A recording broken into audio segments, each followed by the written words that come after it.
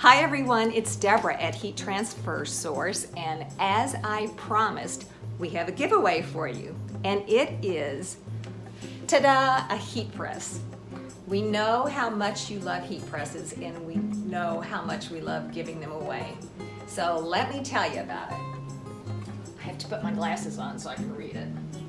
This is an Ephotonic heat press. It's 9 by 12 in size. It's fairly lightweight. I can lift it up and carry it around my house, so you could always take it to a craft group or with friends to craft. Its temperature ranges up to 500 Fahrenheit, which is hot. It's hotter than anything I've used before. And the timer on it goes up to 999 seconds, which is more than 16 hours, so you're never going to use it that long. But you could, but you won't.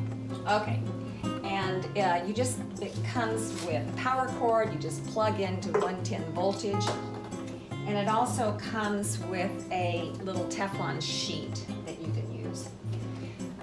This is a swing away heat press, which I love because it keeps your hands free and out from under the heat plate. You can adjust the pressure on it with this little knob up here.